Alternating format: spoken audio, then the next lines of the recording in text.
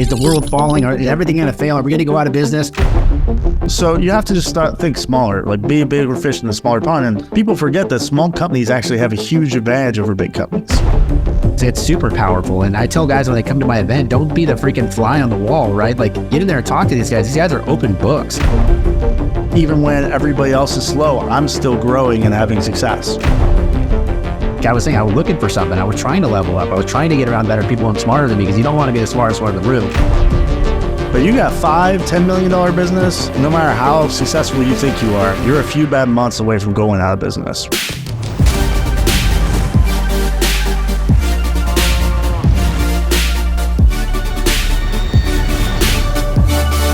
All right, everybody, welcome to the RocketX podcast. I am your host, Victor Rancour. Today, I have a industry titan, someone that's been around for a long time. He's worked not only with countless contractors all over the country, but he's helped run and scale some of the largest companies in the industry. We're going to talk about things you guys can do to impact your business today, to not only stay in business, but to dominate your market, man. Josh Kelly, welcome to the podcast. Thank you, man.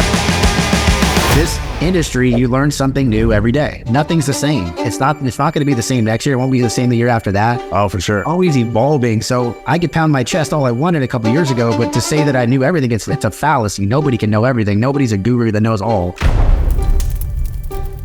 People that are successful like you or me and the other guys in the industry is that the people that are students of the game, and when they see something new, they try to figure out how to overcome that or how to improve it. And I think that's what you've done through your career. And 20 years in, you can't replace that. You can't get a guy off the street that has 20 years of knowledge because you know what levers to push, what to do in the good times and in the bad times. So, oh, for sure, yeah. There's a lot of reasons I've been really successful. Some of it's luck, but I credit to really two things, right? So number one, I did my first sales conference. It was under Rick Hutcherson when I was 13 years old. I skipped school for it, right?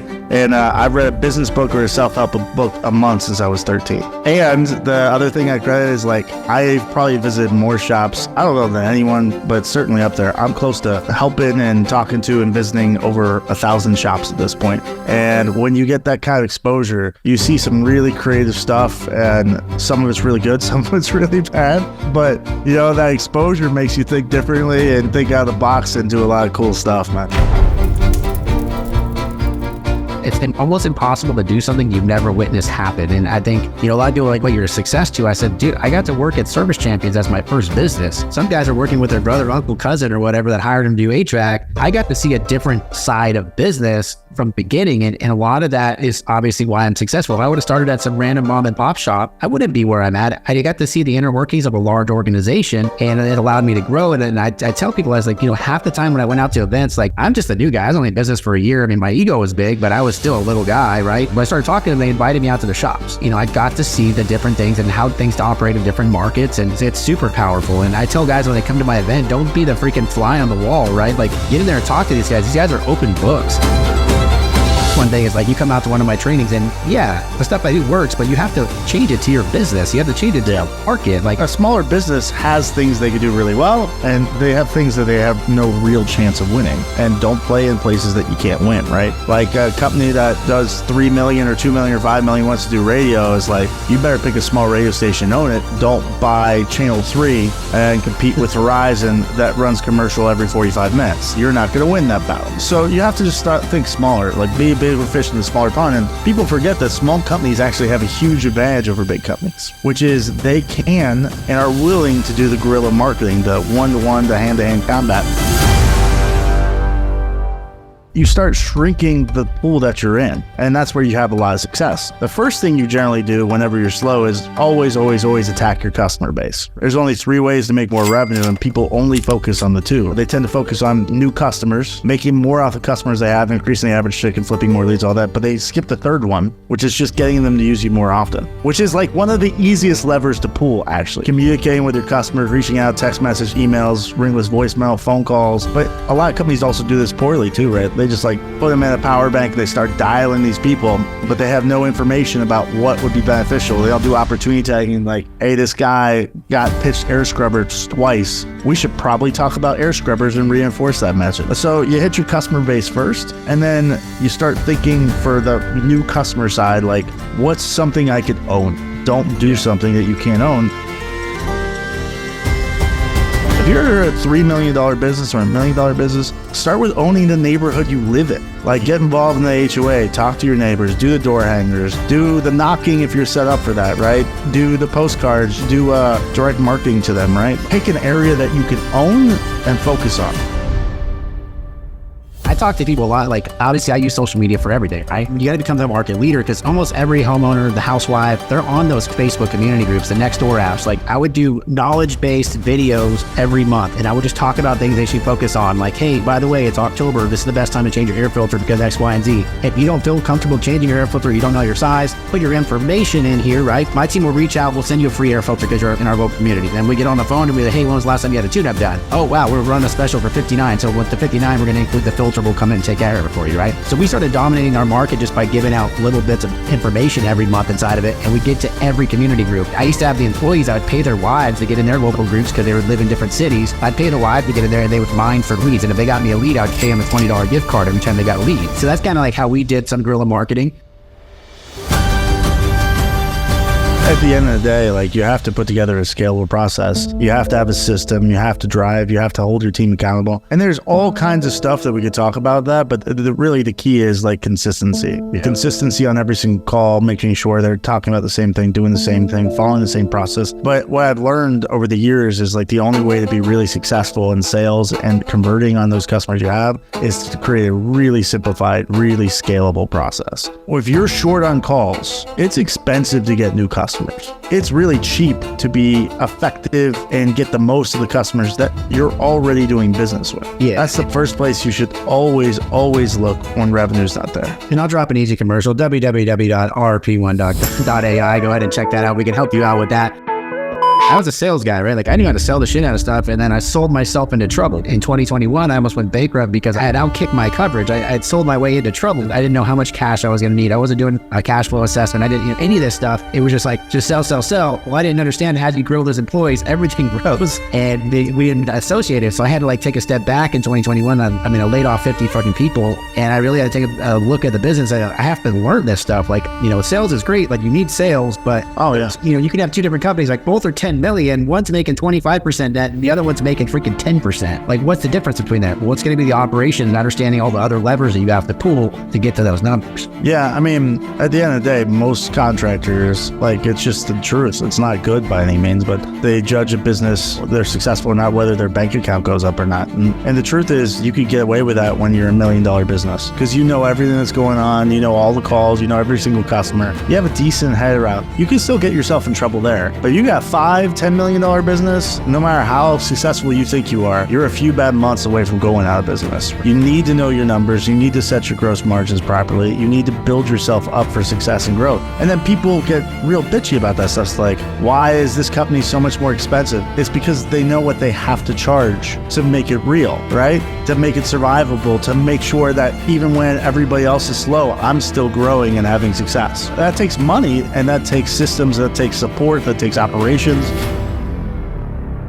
One thing I find out pretty crazy is that most people don't even know what their overhead is, so they don't even know what it costs to run their business every day. So that's usually one of the first levers I try to teach them. Like, hey, we got to figure out what it costs you to run it every day to figure out what it's got to take you to break even. Because some of these guys, they don't realize what their overhead is, and they go do these jobs. They're like, oh, I'm doing $10,000 a job today. Well, your gross profit's $5,000 and your daily overhead's $6,500. So you made $5,000 in gross profit, but you cost you $6,000 to run the day. So now you've lost money. And if you don't know that stuff and you're just shooting blind, and then you end up at the end of the month, and then half of these guys, they don't even get their P&Ls till like 2 months later. The game's already over and you've already lost 2 games. You're 2 months behind on decisions. I explain this all the time. It's like most people run their business like you would never. I think sports analogies is one of the most obvious, simplest ones, right? If you were playing a basketball game and you were going to coach professional or college or even a high school team, right? Imagine how this would work. We're going to go ahead and play this team, and we're going to have a piece of paper, and we're going to write 1, 2, or 3 every time we score, but we're not going to add it up until the end of the game. How would that fucking work?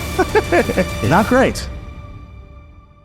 One of the biggest issues, like obviously you run these big companies, dude, is finding a general manager, finding someone to run these businesses is almost like it's a fucking needle in a haystack, right? And the reason is because we have to make so many decisions in such a little bit of time. I almost like to walk in like a guy that's gonna, on detonate a bomb, right? Everybody else is fucking freaking out, and get to the point where you're like, oh, I could fix it in seconds, and that's the kind of like chaos. I almost miss that stuff. I miss the decision making more than I miss anything. Transparency, like that's not a good thing. Like I get why that builds your ego, and that's general because that's like you're the the fucking solution maker. Yeah, and know the shit. Yeah. But that's probably because you didn't have a real clear playbook. Like, you gotta have a playbook. If this, then one of these 5 options, which one are we pulling, right? That's how you create a sustainable business. It is really difficult to get a GM, but that's the reason it's really difficult to find a great GM is because everyone's trying to fucking find one instead of build one.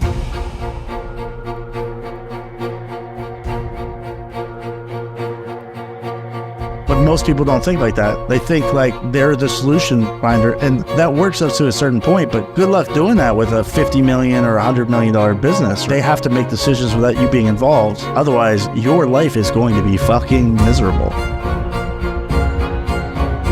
I think most people are that way, though. They feel like they're really solving problems, right? But at the end of the day, a business is not meant to make you feel good. It's meant to make you and your team members money and take care of your customers, right? Like, and that's a mind shift change, right? Like, to your point, like, I am someone who in general thrives in chaos because I like killing chaos. I like making businesses predictable and stress-free and remove the uncertainty from them, right? But as soon as I get a handle of that, I just jump into a new business, right?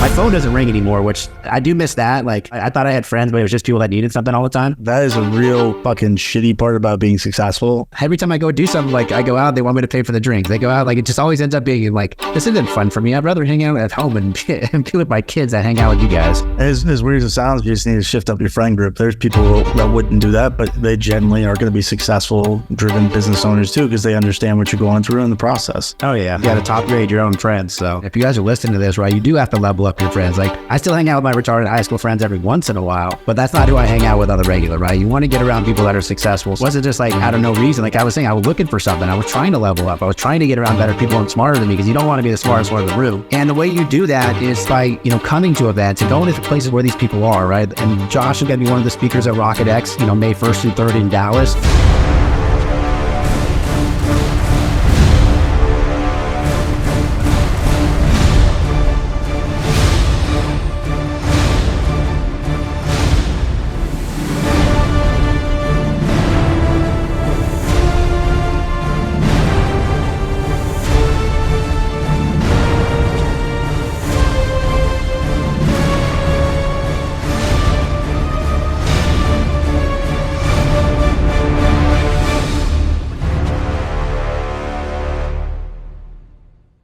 And if you're a contractor right now, especially a small guy, you need to get around big people more than you think. Like, you're the one that needs to buy the ticket more than the big guy that's already running a big business needs to buy a ticket. The little guy, if you're the little guy and you're trying to figure out how to win, how do I grow, how do I do this? The people that are there, if you look at the lineup top to bottom, have grown to massive companies, massive businesses in your same industry. And I got guys in roofing, I got guys in garage doors, I got guys in HVAC, electrical, anything that you're in, there's someone there that's done what you want to do. You got to get there and rub shoulders. And I always say, when you come to an event, don't be a fly on the wall. Go up and talk to that person. You paid the price of admission, gets you the ability to go talk to the people you want to talk to. And you hear me and Josh and you hear these guys talking, dude, I enjoy helping people. Josh enjoys helping people. Like, sure. You come up to him, he's an open book. If you give him an idea, he'll tell you you're an idiot, or maybe he's like, hey, that's a great idea, you should do that, right? But you have to get around people that are successful, that become successful. You have to see how they act, how they interact with people. It's rob and duplicate, baby, R&D. That's how I do business. Like, I didn't learn all this shit in a short period of time by being quiet and not asking questions. I'm only asking questions because I tell people all the time, once it's in your brain, it belongs to you, it's not theirs anymore. 2 things you need to do, right? Number 1, the speakers are amazing and you're going to learn a lot from them. But I think you always learn more at the bar talking to contractors, because the speaking is polished and well done. But come talk to me at the bar and just ask a fucking shit ton of questions. Number 2, the people who do well at these events are the ones who immediately fucking implement. I'm teasing Victor, but like when he started like talking like it was a great idea, literally 15, 20 minutes later, like that's because he's fucking committing in his mind to remembering it and to